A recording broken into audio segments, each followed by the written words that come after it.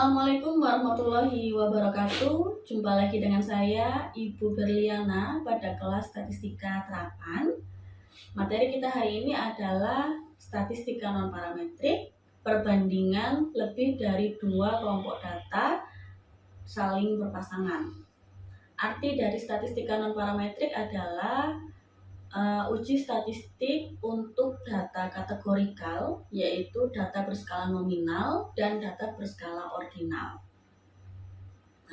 Outline akan kita bahas. Yang pertama, kita ulas kembali definisi dari lebih dari dua kelompok data saling berpasangan. Kemudian kita mencari uji statistik apa yang cocok untuk kondisi seperti ini. Dan terakhir, kita akan bermain SPSS dan melakukan uji Friedman test pada kasus yang akan kita bahas pada hari ini. Definisi lebih dari dua kelompok data saling berpasangan. Pada kasus ini atau hari ini kita akan belajar untuk 3 kelompok data saling berpasangan. Artinya adalah ada satu populasi atau setiap responden akan diukur sebanyak 3 kali. Bisa sebelum perlakuan diukur, saat perlakuan diukur lagi, kemudian sesudah perlakuan diukur kembali. Jadi setiap responden akan memiliki 3 data sebelum, data saat, dan data sesudah. Atau contoh lain, setiap responden juga akan memiliki 3 jenis perlakuan. Misalnya saya selaku responden akan mendapatkan 3 jenis perlakuan A, perlakuan B, dan perlakuan C. Jadi intinya, 3 kelompok data saling berpasangan ini adalah 3 hasil ukur yang berasal dari satu populasi yang sama. Nah, uji perbandingan ada banyak sekali ya adik-adik. Masih ingat pada pertemuan sebelum-sebelumnya bahwasannya uji perbandingan ini sudah dikelompok-kelompokkan berdasarkan skala data yang ada, dan khusus untuk skala data ordinal pada hari ini yang cocok adalah uji Friedman test.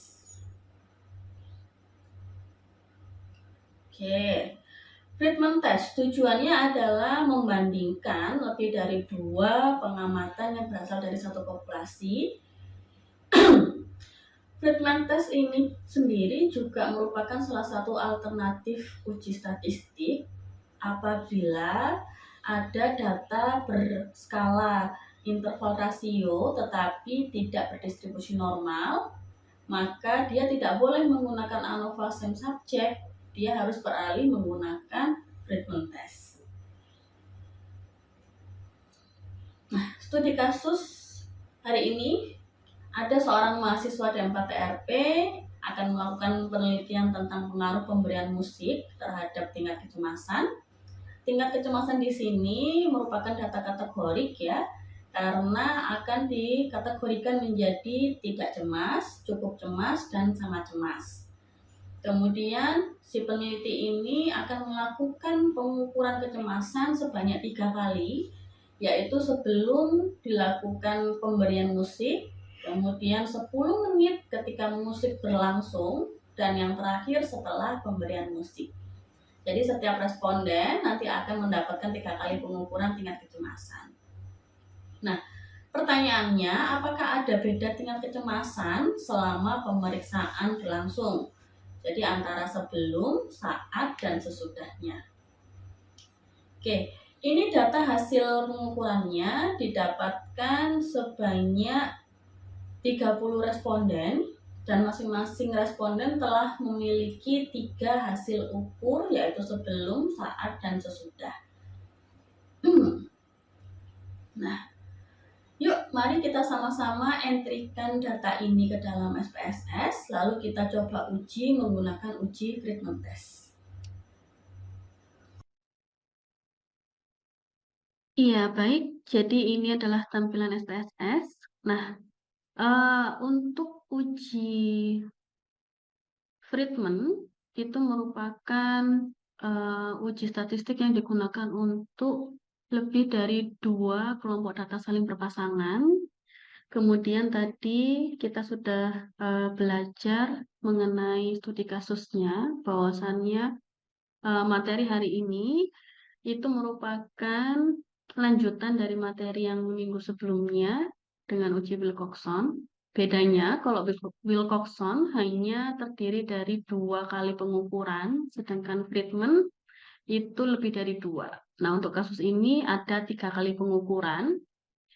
Jadi datanya menjadi ada sebelum, sesaat, sama sesudah. Nah, sekarang kita menggunakan SPSS yang pertemuan sebelumnya, cuman perlu kita tambahkan satu variabel di tengah-tengah. Kita klik insert seperti ini. Jadi ada pre, ada saat, dan ada pos.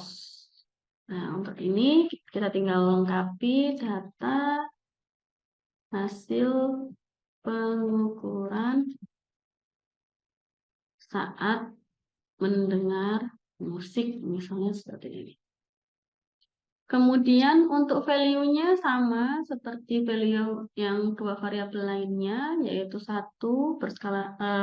bervalue 1 ketika tidak cemas, kemudian bervalue 2 ketika cukup cemas, dan bervalue 3 ketika sangat cemas. Jadi kategorinya sama antara ketiga variabel ini. Lalu skala datanya otomatis juga sama ya adik-adik. Nah, kita beralih ke data view. Di sini muncul satu variabel di tengah, yaitu variabel saat. Nah, yuk kita sama-sama kita entrykan untuk yang variabel saat. Kita buka 2 jendela seperti ini untuk lebih memudahkan. Nah, yuk kita sama-sama entrykan. Cukup cemas. Sangat cemas, cukup cemas, tidak cemas, cukup cemas, tidak cemas, tidak cemas, cukup cemas, cukup cemas.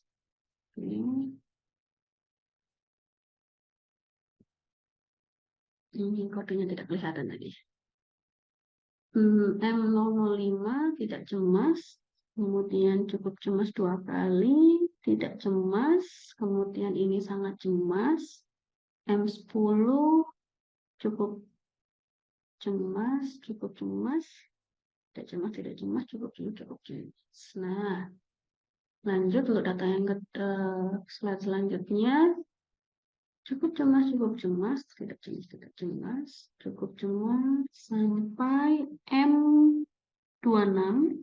kemudian M27, tidak cemas, cukup cemas, cukup cemas. Nah, untuk mengentry ini hati-hati, kita perlu cek kembali apakah ada yang masih kelewat atau tidak. Nah, ketika sudah komplit seperti ini, maka data ini sudah siap untuk dilakukan uji menggunakan uji Friedman test. Yuk kita sama-sama klik analyze, lalu kita pilih non-parametric test, kemudian kita pilih yang K-related sample.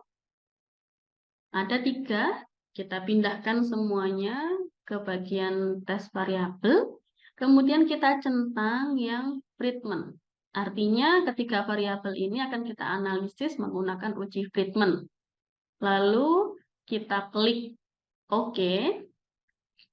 Nah, hasilnya akan seperti ini. Yang kita lihat adalah tabel yang kedua, yaitu asymptom significance atau p-value-nya sebesar 0,00. P-value ini akan dibandingkan dengan alpha. Alpha pada soal ini tadi menggunakan alpha 5% atau 0,05. Nah, kita susun dulu hipotesis statistiknya. H0 tidak ada beda antara ketiga pengukuran, baik pre, saat, dan pos. Sedangkan H1 minimal ada 1 pasang pengukuran yang menunjukkan perbedaan. Nah, kita lihat ternyata dia p-value kurang dari alpha alias H0 ditolak, maka artinya minimal ada 1 pasang skor yang menunjukkan adanya perbedaan. Nah, skor yang mana yang berbeda? Kita cari menggunakan uji Wilcoxon-Sainz test. Maka kita beralih ke data lagi, kita lakukan analyze, kemudian non-parametric, kita pilih yang two related sample, lalu kita lakukan sebanyak 3 pasang, karena ada 3 kombinasi ya. Kombinasi yang pertama adalah pengukuran sebelum dan sesudah, nih. Kemudian pengukuran sebelum dan saat, dan yang terakhir pengukuran saat dan sesudah. Jadi ada 3 kombinasi.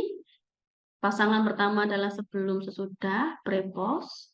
Pasangan kedua adalah saat dan sesudah. Pasangan ketiga adalah sebelum dan saat. Lalu kita tentang yang Wilcoxon, kita klik OK.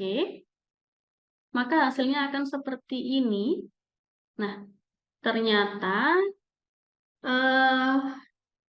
data setelah sebelum dan sesudah itu ada perbedaan ya. Kemudian saat dan sebelum juga ada perbedaan. Kemudian setelah dan saat juga perbedaan. Maka bisa kita simpulkan bahwasannya pemberian musik itu dapat menurunkan kecemasan, terbukti dari hasil pengukuran sebelum itu menurun ketika diukur 10 menit setelah mendengarkan musik dan akan terus menurun hingga pemberian musik berakhir. Jadi kalau ibarat grafik begitu, jadi yang awalnya banyak sangat cemasnya, kemudian menurun di 10 menit pertama dan terus menurun hingga pemberian musik berakhir. Jadi kesimpulannya pemberian musik efektif untuk menurunkan tingkat kecemasan pada pasien selama melakukan pemeriksaan. Nah, jadi itu saja untuk materi hari ini. Silakan adik-adik berlatih secara mandiri. Sampai jumpa di pertemuan selanjutnya. Akhir kata, wassalamualaikum warahmatullahi wabarakatuh.